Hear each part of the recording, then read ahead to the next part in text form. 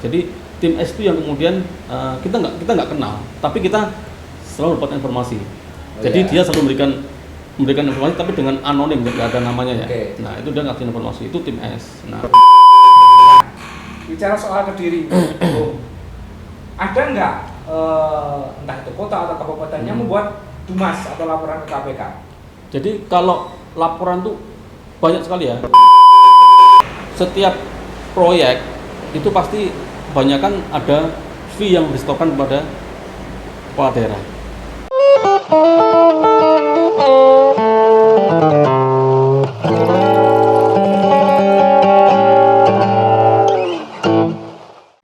Yo, assalamualaikum warahmatullahi wabarakatuh. Waalaikumsalam warahmatullahi wabarakatuh.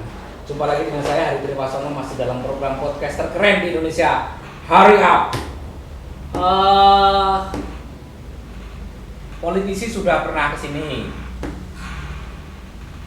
anggota dewan sudah pernah ke sini, ketua partai sudah pernah ke sini, pejabat pemerintah sudah pernah ke sini. Siapa lagi ya? Banyaklah, manajer Persik juga sudah pernah ke sini. Nah, kali ini Hurry Up akan sudah mendatangkan seseorang yang membuat orang-orang itu bisa gentar, bos. Wan, kocok SMA. Kok bisa kemudian ke KPK? Sekolahmu itu dari mana? Oke, jadi gini. Pertama saya terima kasih dulu Mas Hari sudah diundang di sini ya. Ya kebetulan pas mudik, pas momen Lebaran, ketemu sama keluarga, diundang Mas Hari. Ya apa salahnya bertemu dengan Mas Hari sekaligus bercerita, kita beri pengalaman kepada Mas Hari. Ya. Jadi nggak ada yang istimewa Mas Hari, sama semua. Jadi sekolah SD juga lah biasa.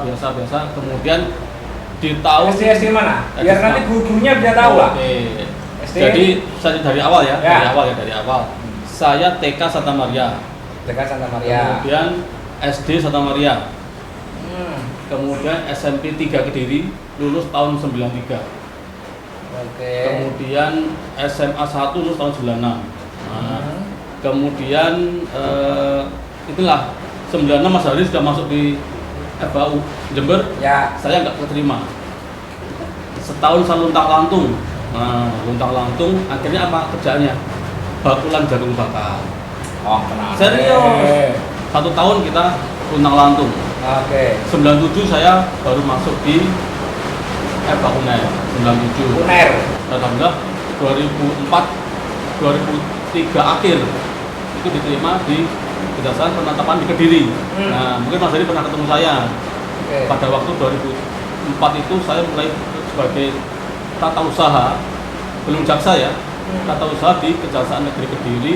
Dari situlah tahun 2007 saya dipanggil untuk pendidikan jaksa. 2007 saya pendidikan jaksa, kemudian 6 bulan. Pada bulan September 2007 saya penempatan di Luwuk, Banggai, Sulawesi Tengah. Di situ kemudian saya sekitar 2,5 tahun di situ. Jaksa fungsional pertama di situ, kemudian sempat menjabat sebagai kasubsi penuntutan di situ. Kemudian tahun 2010 saya ikut pendidikan spesialisasi money laundering. Setelah pendidikan saya mendapat penempatan di Kejaksaan Negeri Cikarang, Kabupaten Bekasi. Nah, di situ baru saya geser ke Cikarang tahun 2010. Kemudian di tahun 2012 saya ikut tes, ada penerimaan KPK. Jadi KPK itu membutuhkan tenaga jaksa. Kemudian dia mengirim surat ke masing-masing kejari itu kemudian mengirimkan wakil-wakilnya. Awalnya saya nggak terlalu berminat, ini kira-kira seleksinya udah nggak mungkin lah saya ikut kan. Tapi kemudian di last minute itu saya tergerak, ingin juga saya coba. Nah, sudah nggak ada formulir, akhirnya saya formulir teman yang sudah diisi saya pinjem, saya tick X, kemudian saya fotokopi lagi kan jadi kelihatan kosong nih. Saya isi sendiri, saya kirimlah itu. Nah, seleksi di KPK itu ada beberapa tahapan, asesmen, kemudian kesehatan, wawancara, sampai kemudian di tahun 2012 akhir itu disampaikan saya diterima di KPK setelah melewati berapa ratus peserta yang ikut tes itu, 5 orang yang diterima di situ. 2013 per 2 Januari 2013 saya masuk KPK sampai dengan sekarang. Nah, sistemnya yaitu tadi saya sebagai jaksa atau PNS yang dipekerjakan di KPK.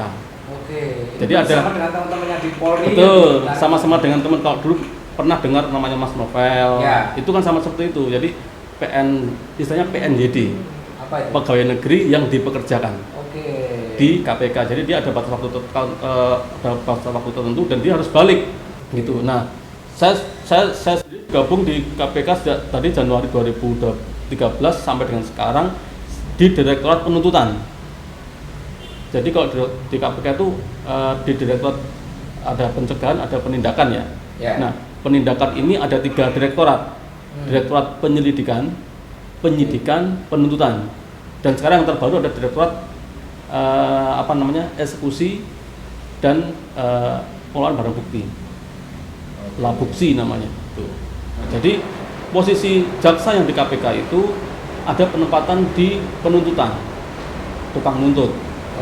Kemudian ada juga yang penempatan di eksekusi karena jaksa kan eksekutor. Nah, eksekusi, kemudian ada sebagian di bidang-bidang lain ada nama bidang koordinasi supervisi. Nah, kebetulan saya penempatan di Direktorat Penuntutan dari mulai 2012 sampai dengan sekarang belum ada perubahan. Nah, gini, Bung Wawan, sering ada pertanyaan dari masyarakat. Mereka tidak pernah tahu kapan KPK bekerja. Tiba-tiba melakukan OTT. Iya. Bahkan APH setempat, bahkan mungkin juga tidak tahu. Iya. Bagaimana sih cara bekerjanya KPK? Ada yang bilang KPK itu kerjanya kayak malaikat, ada yang kerjanya kayak setan yang nggak pernah kelihatan, tiba-tiba kemudian melakukan penindakan. Iya. Itu gimana sih? Jadi gini, Nah. di KPK itu ada namanya tim surveillance, tim S ya. Oke. Saya pun nggak kenal tim itu. Oh ya? Ya. Oh. Jadi saya nggak kenal. Baru nanti ketika sudah proses OTT, baru kita tim itu kemudian Sebentar, tim S ini tugasnya apa? ya dia memberikan informasi kepada kita. Oh. Jadi oke. ketika gini, jadi sebelum OTT itu pasti ada tim yang sudah di lapangan. Oke. Nah, itu yang kemudian tim itu yang kemudian menjadi katakanlah informan buat tim yang akan melakukan penangkapan itu. Oke. Nah, jadi tim S itu yang kemudian kita nggak kenal, tapi kita selalu dapat informasi.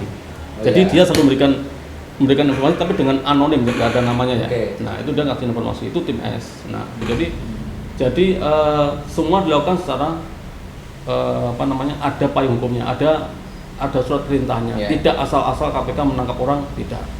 Semua lawful, penyadapan melakukan lawful, kita kemudian mengintai orang. Itu juga ada dasar surat perintahnya juga. Jadi tidak asal-asal kita mengintai orang. Gitu. Nah, bicara soal Kediri, ada nggak entah itu kota atau kabupatennya membuat dumas atau laporan ke KPK? Jadi kalau laporan tuh banyak sekali ya, Ya. karena saya bukan di bidang dumas ya, jadi saya nggak tahu. Cuman saya pernah dengar ada laporan yang masuk. Tapi kemudian yang saya sampaikan, laporan itu kemudian dilakukan telaah. Apakah itu menjadi kewenangan KPK atau tidak? Seberapa besar sih dumas ini bisa mendukung kinerja KPK dalam menemukan perkara? Apakah selama ini dumas hanya menyumbang sekian persen saja dari yang semuanya dan teman-teman KPK sendiri atau bagaimana? Ya, jadi kalau dumas itu prinsipnya dia itu kan menerima laporan dan menelaah ya. Ya. Nah, tetap nanti yang akan menentukan itu apakah bisa dinaikkan, tetap nanti hasil dari hasil dari rapat paparan. Jadi kan kalau di sana ada paparan itu kan dari laporan yang sudah diterima oleh Dumas, kemudian ditelaah apakah ini memenuhi syarat untuk naik ke. Itu kayak gelar perkara itu. Nah, paparan itu gelar perkara, baru nanti di dalam forum gelar perkara itu yang ditentukan apakah nanti ini atau tidak. Tetap seperti itu. Yang membedakan menjadi jaksa di institusi kejaksaan dengan jaksa di KPK. Ya. Jadi pada prinsipnya sama, fungsinya sama. Di kejaksaan kita punya peran menyidik, di KPK juga punya peran menyidik karena jaksa di KPK punya 3 SK. SK sebagai penyelidik, SK sebagai penyidik, dan SK sebagai penuntut umum. 3 SK. Nah, di kejaksaan kita juga sama. Kita juga ketika kita ditempatkan di bidang Pitsus, kita punya kewenangan untuk melakukan penyidikan. Mungkin kalau kita bisa contohkan di perkara Jiwasraya, gedung bundar yang menyiapkan penyidikan Jiwasraya, minyak goreng, itu kan kewenangan penyidikan juga sama. Kemudian setelah itu juga kewenangan penuntutan sama. Jadi kewenangannya tidak ada perbedaan kewenangan. Cuman dulu di Undang-Undang KPK yang lama 30 2002 itu ada semacam kekhususan yang diberikan oleh undang-undang kepada KPK daripada Kejaksaan dan Polri. KPK diberi kewenangan untuk melakukan penyadapan pada tahap penyelidikan. Ketika penyelidik sudah bisa nyadap. Oke. Nah, Kejaksaan dan Polisian bisa nyadap kalau pada tahap penyidikan. Beda ya. Nah, kemudian tapi KPK lebih dulu ya sudah boleh melakukan penyadapan. Makanya bisa OTT karena pada waktu lidik sudah bisa nyadap. Oke. Itu. Oke. Kemudian yang kedua penyitaan. Penyitaan kalau kejaksaan sama kejaksaan harus izin PN. Kalau KPK tidak. Di undang-undang yang lama sebelum ada Dewas, ketika kita dapat barang langsung kita sita, kita keluarkan surat perintah penyitaan. Nah, tadi kan disebutkan ada mulai bagian yang turun untuk menyisir informasi di awal. Terus kemudian ada yang bagian penindakan, ada yang bagian penuntutan. Kalau membicarakan soal dinamika, itu lebih berat mana dari masing-masing divisi itu? Jadi kalau ngomong berat tuh ya semuanya sih berat ya. Semua ada risikonya ya. Yang di lapangan ketika nangkap pertama pasti juga berhadapan dengan orang-orang yang sekarang seorang pegawai negara, katakanlah bupati, pasti kan punya orang-orang sekitar yang mengamankan dia.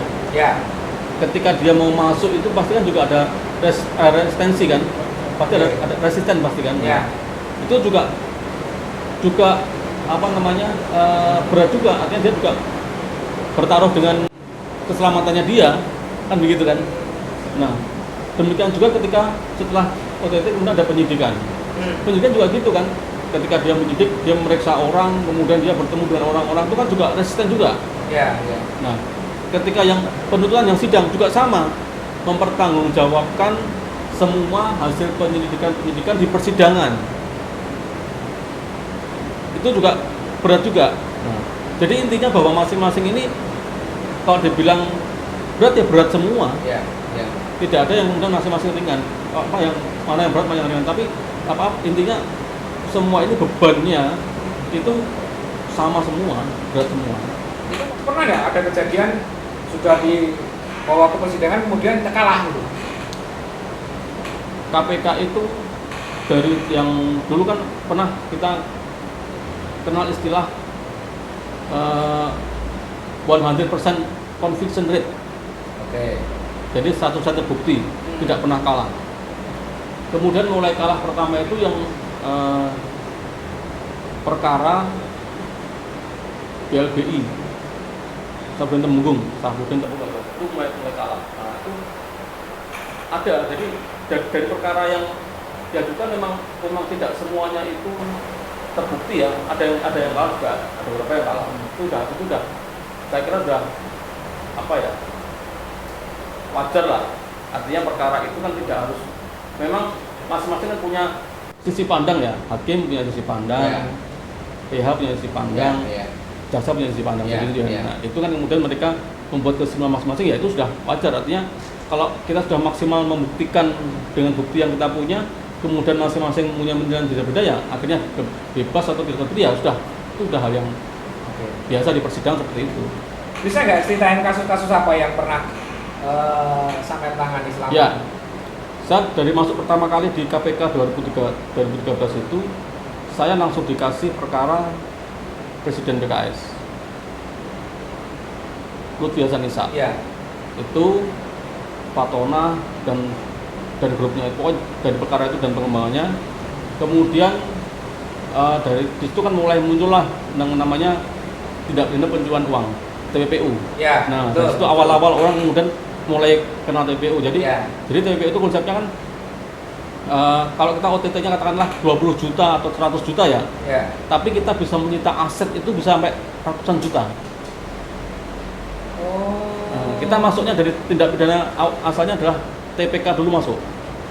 Nah, dari situ kan kita menduga ada aset-aset yang diduga dari tindak pidana korupsi. Nah, kita bisa kemudian melakukan penyitaan aset-aset itu. Nah, makanya di perkara Lutfi itu selain yang suapnya yang terkait dengan import itu, kita bisa mengembalikan ke negara itu sekitar berapa ratus juta begitu satu kali. Karena dibarengi dengan tindak pidana pencucian uang. Tuh, Lutfi masuk, kemudian saya di tahun 2003 itu ada beberapa perkara yang selain itu juga yang biasa-biasa juga ada juga. Yang besar lagi adalah perkaranya Hakim Mukhtar. Hakim Mukhtar itu 2014, ingat saya 2014 itu 2013 akhir atau 2014 awal itu saya menyidangkan perkara Hakim Mukhtar. Nah, itu yang menurut saya sampai sekarang yang masih fenomenal ya, karena saya dari KPK menuntut seumur hidup, hakim setuju seumur hidup juga. Perkara satu itu yang korupsi yang masih seumur hidup, baru perkara itu kita tuntut seumur hidup, hakim seumur hidup, seumur hidup. Nah, itu karena kan melihatnya kan memang MK adalah apa ya, garda terakhir pencari keadilan. Nah, akhirnya disitulah kemudian kita atas dasar itu kan kita kalau dibuat main-main begini ya nggak bener ini kan gitu. Nah, kemudian disitulah kemudian sama kayak Pak Lutfi tadi bahwa kita ada TPK dan TPU. Di Pak Akil juga sama, TPK dan TPU juga gede juga asetnya kan, ada berapa ratus juta yang kita juga yang berapa miliar yang kita kembalikan pada negara. Kemudian saya juga ikut kemudian yang menyidangkan pernah KTP ya, KTP itu mulai dari Dirjen sampai Setia Novanto. Kemudian pernah menyidangkan suapnya Pak Romi. Siapa? Roma Hurmusi. Roma Hurmusi pernah saya menyidangkan Pak Roma Hurmusi. Kemudian Pak Bupati udah banyak bupati mulai Bupati Lampung Selatan, Bupati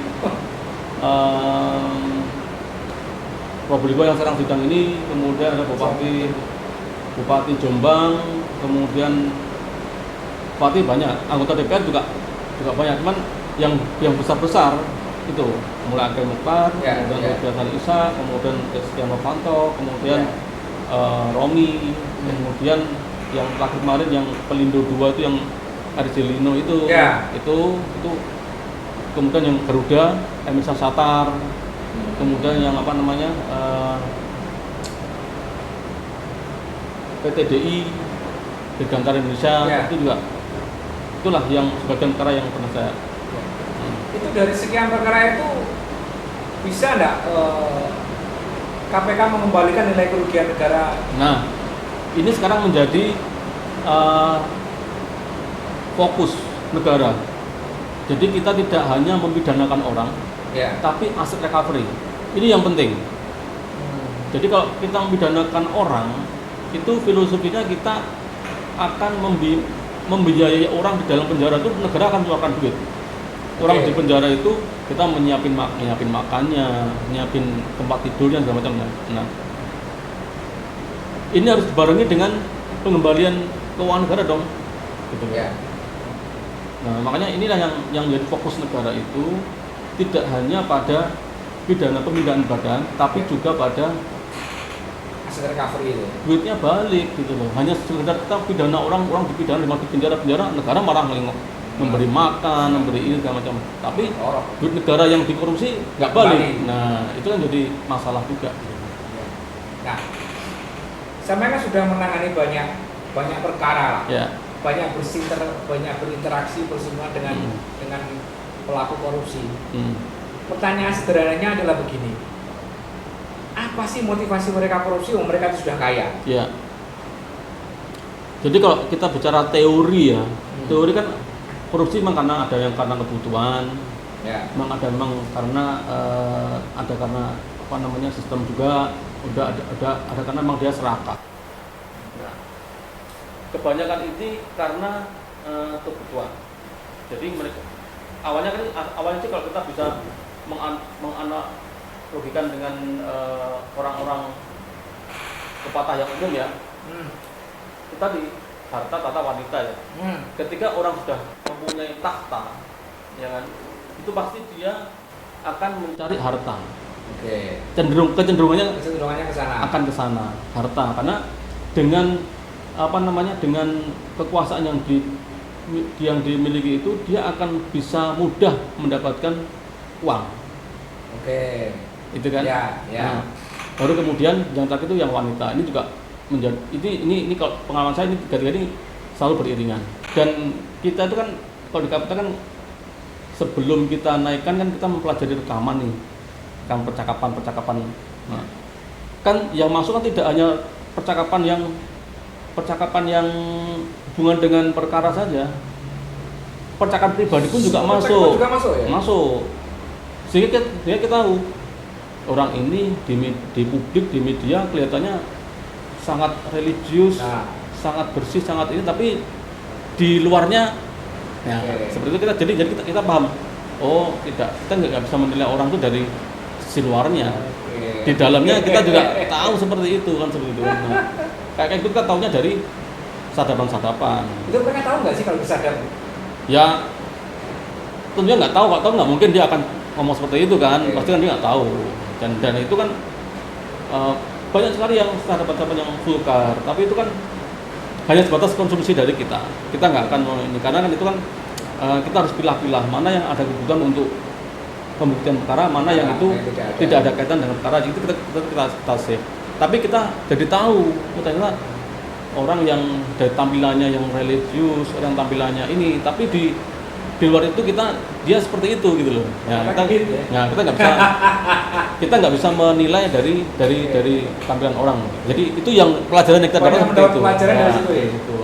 Jadi bullshit ya kalau misalnya ada kepala daerah yang bilang biar diteruskan istri saya karena dia nanti yang akan mengetahui program kerja saya. Jadi biar berkesinambungan. Jadi yang motivasinya ya cari duit itu kayaknya. Ya, itu kan kita nggak bisa mengeneralisir ya. Ya. Tapi kalau memang ada yang seperti itu yang niatannya bagus, itu ya bagus juga. Kalau memang dia punya niatan meneruskan program itu bagus juga. Kita nggak bisa mengeneralisir. Cuman dari perkara yang sudah saya tangani ada yang seperti itu. Artinya niatannya itu melanggengkan kekuasaan, tujuannya biar dapat duitnya tuh enak.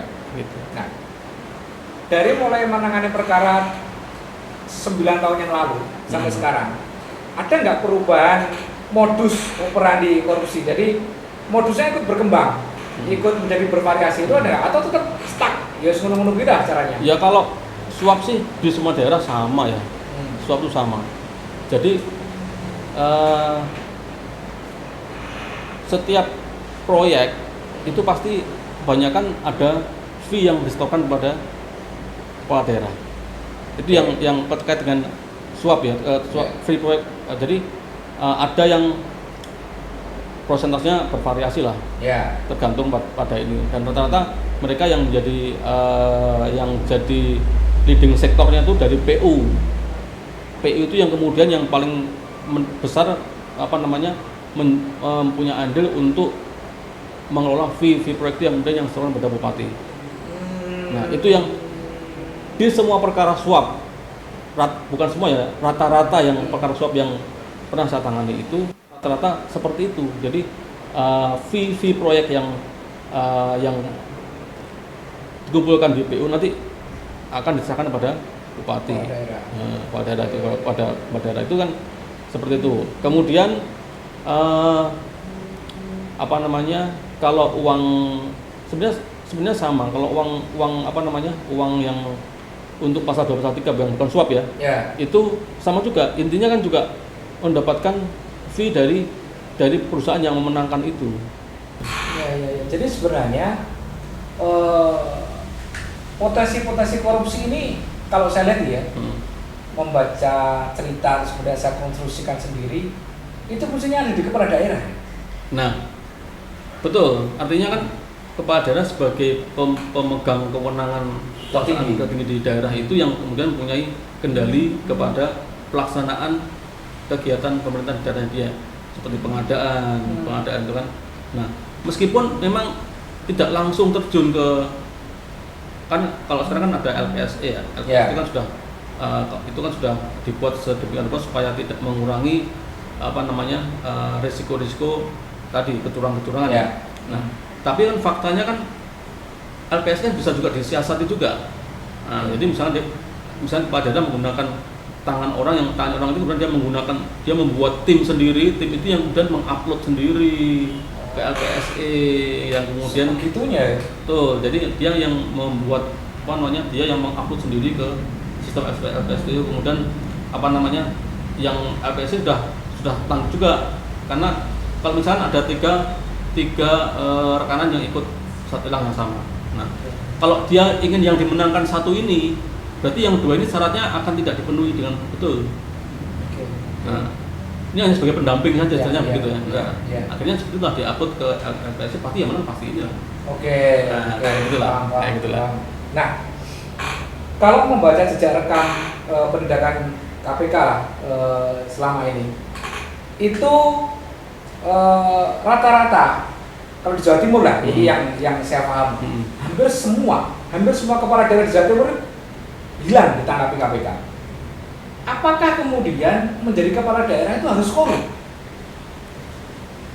Nah, itulah sulit ya. Kalau harus korup enggak kan sulit, karena gini, ada semacam kebutuhan-kebutuhan yang itu di luar anggaran yang ada, paham nggak? Jadi gini ya, rata-rata kepala daerah itu kan dari partai politik, ya kan? Nah, untuk dia menjadi kepala daerah, dia kan mendapatkan dukungan dari partai politik. Ketika dia jadi, pasti kan harus ada kompensasi, kontribusi dia kepada partai politik, ya kan? Kayak gitu yang kemudian dari dana apa diambilkan, ya kan? Nah, itu kan itu kan dana yang seperti yang akhirnya kan mau nggak mau kan kepala daerah kan kalau mengandalkan dari gajinya saya nggak cukup gaji berapa sih kepala daerah, gajinya berapa, ya kan? Akhirnya akhirnya mereka larinya kepada ada yang melalui proyek, proyek yang kemudian untuk menutupi kebutuhan-kebutuhan yang seperti itu. Gini Bung, perkara yang saya tangani kan bukan perkara-perkara ya mungkin tadi sama bilang ada yang perkara kecil, tapi ada juga perkara yang besar. Kalau bagi kami di daerah, selama itu melibatkan kepala daerah, kami anggap itu perkara yang paling besar. Ada nggak kemudian perasaan gamang ketika ini menyangkut kepala daerah, terus kemudian bagaimana juga dengan resiko yang harus saya alami? Pernah nggak ada kemudian resiko yang itu sifatnya bukan menyerang institusi, tapi berdampak kepada pribadi atau mungkin ke keluarga atau bagaimana? Ya alhamdulillah selama ini saya masih dilindungi sama Allah Subhanahu Wa Taala. Jadi alhamdulillah saya nggak ada ancaman yang fisik maupun psikis, alhamdulillah selama ini nggak ada. Mungkin teman-teman yang di lapangan tuh ya yang. Ya saya nggak tahu kok yang lain ya. Mungkin yang ada pernah merasakan. Ya kalau cerita-ceritanya sih pernah ada mereka ada yang diancam, ini pernah itu. Cuman kalau saya sendiri yang saya alami alhamdulillah saya nggak ada. Dan pernah saya ketika EKTP itu memang karena EKTP itu kan sifatnya kan nasional gitu ya kan. Itu memang dari KPK sendiri memberikan perlindungannya maksimal. Jadi saya selama setahun itu saya dikawal sama Brimob 2 orang setiap setiap pulang kantor berangkat kantor sampai keluar kota pun saya ada Brimob yang ngawal saya 2 orang. Itu selama setahun saya dikawal karena memang itu tadi, karena EKTP ininya agak luar biasa. Mungkin sempat ada kejadian yang Mas Novel dulu kan mungkin pas momen itu kan. Nah, itu saya sempat tim kami itu, tim JPU itu masing-masing dikawal 2 orang Brimob kemana-mana. Jadi untuk ya mengantisipasi sih, ya kan, karena kita kan ya kita nggak berharap karena itu kan kita juga melaksanakan tugas ya, Ya. dan kita nggak benci sama orang, kita nggak ada benci, kita hanya karena pure kita ini tugas, Ya, gitu kan, bukan persoalan pribadi bukan lah. pribadi, Oke. ya, itu kan ya akhirnya karena lembaga itu merasa perlu memberikan perlindungan pada personelnya, jadi setiap jaksa yang itu diberikan pengawalan itu. Itu keluarga takut nggak, terancam nggak, misalnya anak istri kalau misalnya sedang menangani kasus apa, Pak hati-hati, Oh. itu enggak? Ya kalau pesan pasti orang tua, keluarga pasti memesankan kan, nggak hati-hati hati-hati, ya hati-hati itu pasti memesankan seperti itu, karena kan kita bersinggungan dengan orang-orang yang mempunyai power kan, dia punya kekuasaan, dia punya duit. Betul, Nah betul. itu kan, itu makanya kalau pesan itu pasti ada, dan kita pun juga selalu berhati-hati lah. Jadi tapi yang ini alhamdulillah saya selama ini nggak ada yang sifatnya sampai Fisik nggak ada ya? fisik atau psikis yang sampai membuat keluarga resah, itu alhamdulillah nggak ada. Nah, kalau ancaman kan nggak pernah. Suap ada nggak? Disuap misalnya Ya. untuk mempengaruhi pasal misalnya atau apa? Jadi kita berusaha menjaga jarak dengan penasihat hukum terdakwa atau keluarganya. Tapi mereka pernah nggak berusaha untuk Enggak. berkomunikasi? Yang selama ini dengan saya di luar, kalau ngomong masalah perkara seling, artinya Oke. masalah penahanan, masalah Iya, atau iya. tapi kalau yang maksud itu enggak ada. Sekarang perkara apa yang sedang ditangani kalau saat ini? Sekarang yang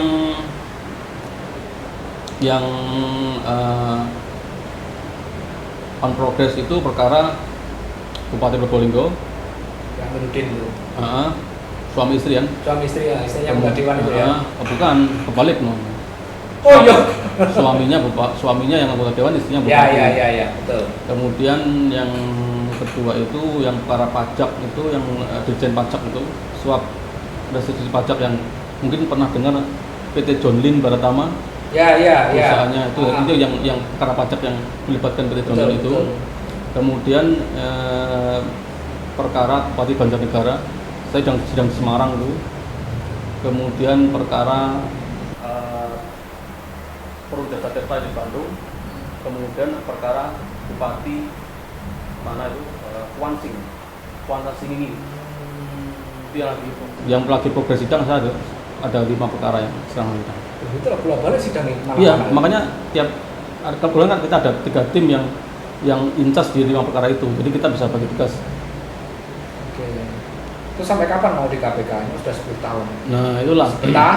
Ya Masih bisa sampai fight? sekarang sih masih nyaman, ya kan, masih menikmati lah. Ya saya sih pada prinsipnya kalau namanya pasukan itu kan apa kata pimpinan gitu kan. Kalau sewaktu-waktu pimpinan kita minta ditarik kemana ke rumah besar, ya kita harus manut kan begitu. Sip. Oke. Itu tadi obrolan kita dengan Bung Wawan Marwanto, warga asli Kediri yang sekarang bergabung di institusi KPK. Patut kita banggakan, patut kita apresiasi, tetapi juga tidak menjamin keselamatan para pejabat di Kota Kediri jika kalian masih melakukan tindak pidana korupsi urusannya karo wong iki. Ruwet, Bos. Oke, demikian. Terima kasih. Terima kasih. Mudah-mudahan tetap sehat dan tetap semangat. Amin ya. Sukses selalu buat baca ini. Sip.